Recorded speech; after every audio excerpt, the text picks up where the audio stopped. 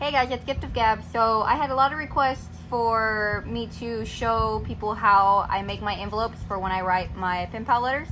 I've recently started hand making the envelopes and showing different, not styles, but like different patterns as to what I use and things like that. And people wanted me to show them how I made them. It's actually really easy. So we're just going to get started. So all you're gonna need is a regular size sheet of paper. I believe it's 8.5 by 11 inches. And then what we're gonna do is flip it upside down. We're going to take a corner, because what we wanna do is make a perfect square. We're gonna take a corner, fold it over and line it up so that you have a perfect line here. And when it's lined up perfectly, it'll create a accurate corner to the side.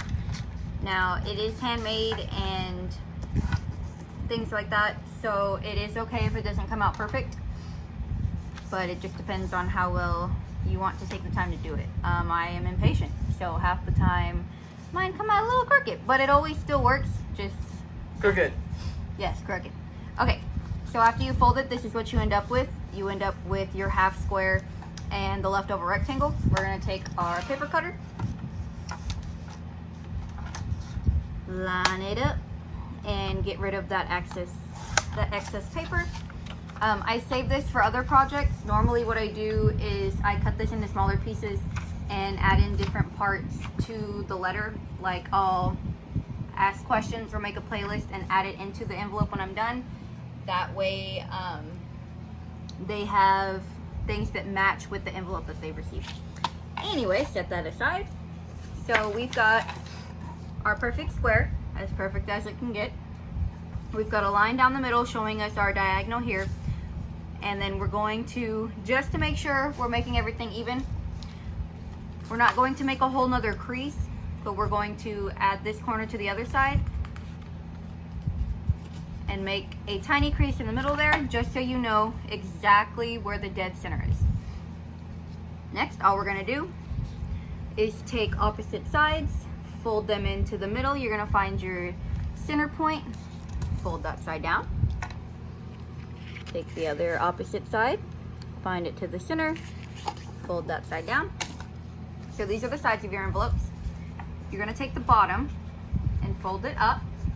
But what you want to do is make sure that you have some sort of lip on the bottom, just so your stuff doesn't completely fall out. Now the easiest way to do it is just to eyeball it, see that you're in the middle. Sometimes, depending on how you fold it, you'll have the crease line down there, so you can line it up evenly, but it's all up to how you do it. Fold that down, so like I said, you have the lip here, so that everything is secure. Then you're going to take a glue stick or double-sided tape, whichever you prefer. And all we're gonna do is glue down the edges on the inside. Doesn't have to be perfect because it's most likely gonna come up the first time anyway. And then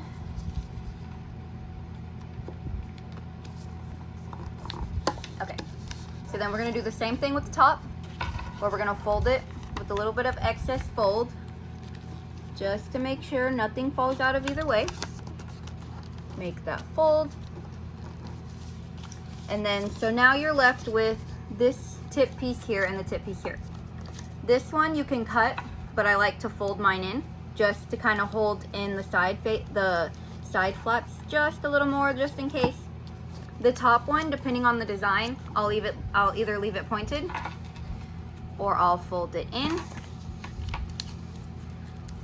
You can cut it if you'd like. I just like the way it looks folded better than the way I cut it. And then to make sure it doesn't go anywhere, I like to glue that down. All right, and that is our finished envelope. It's very easy, as you can see. And then you've got your whole pattern all the way around. It's not just a front face or a back face. And depending on the paper, you can either use your excess paper to write your address and your name on, cut it out and stick it on if the paper's too dark, or if the paper's light enough, you can just use a pen or marker and address it like that. But that's all. So thank you guys for watching.